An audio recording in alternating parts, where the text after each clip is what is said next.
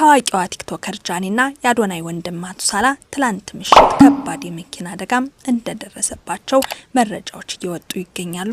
እውነታው ምንድነው የሚለውን ወደ እናንተ የምናደርስ ይሆናል። በፊንቴክ የገንዘብ ማጭበርበር ወንጀል የተጠረጠሩት አርቲስቶች የፍርድ ቤት ውሎ ምን ይመስል ነበር? ይህንንም በዝርዝር ውስጥ አካተን ይዘናል እናደርሳችኋለን። በአዲስ አበባ ከተማ አየር ጤና አካባቢ አለሚቱ ሸጋው የተባለች ወጣት በአሰቃቂ ሁኔታ መገደሏ ተነገረም።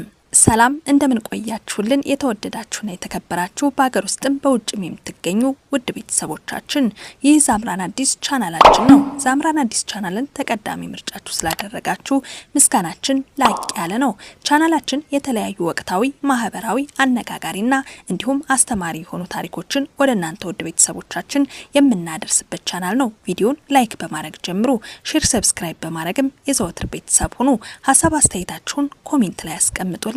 የለቀቅናቸው አዳዲስ ቪዲዮዎች በቀጥታ እንዲደርሳችሁ የደወል ምልክቷን በመጫን አብራችሁን እስከ ፍጻሜው ዝለቁ፣ ታተርፋላችሁ።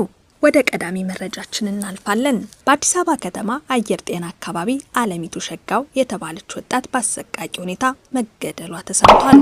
አየር ጤና አካባቢ በሚገኝ አሚኒ ሆቴል ውስጥ እሁድ ሚያዝያ 12 ቀን 2018 ዓ.ም ምሽት ላይ የልጆች እናት የሆነችው አለሚቱ ሸጋው በአሰቃቂ ሁኔታም ተገድላ መገኘቷን አስረድቷል። ግድያውን ፈጽሟል ተብሎ የተጠረጠረውና እስካሁን በቁጥጥር ስር ያልዋለው ደሳሌ ሽመልስ የተባለ ባለቤቷ ነው። ተጠርጣሪው ከአሶሳ መጥቶ ለ3 ቀናት አብሯት ከቆየ በኋላ እሁድ ምሽት በድብደባና በማነቅ ህይወቷ እንዲያልፍ ማድረጉንና ድርጊቱን መፈጸሙን የሚገልጽ የቪዲዮና የጽሁፍ መልእክት ወደ አጎቷ መላኩ ተገልጿል። የቀድሞ ባለቤቷ ነኝ፣ አብረን በኖርንባቸው ጊዜያት አንድ ልጅ አፍርተናል። በትምህርትና በተለያዩ ጉዳዮች ተለያይተን እሷ ወደ አዲስ አበባ መጣች። እኔም ዩኒቨርሲቲ ውስጥ እማር ነበር። ያኔ በተለያየንበት ወቅት ከገዳዩ ባለቤቷ ደሳሌ ሽመልስ ጋር አዲስ አበባ ውስጥ ተገናኝተው ተጋብተው አዲስ አበባ እየኖሩ አንድ ልጅም ወልደዋል።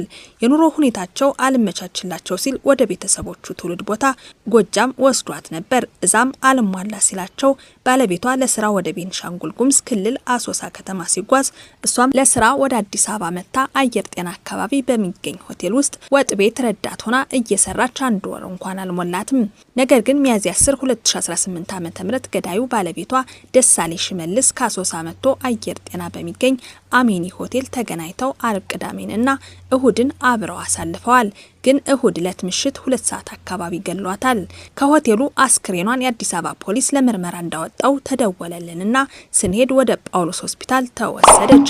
በማግስቱ 6 ሰዓት አካባቢ አስክሬኑን ተረክቤ ወደ ደቡብ ወሎ ዞን መሃል ሳይንት ደንሳ ወረዳ አለገታ ቀበሌ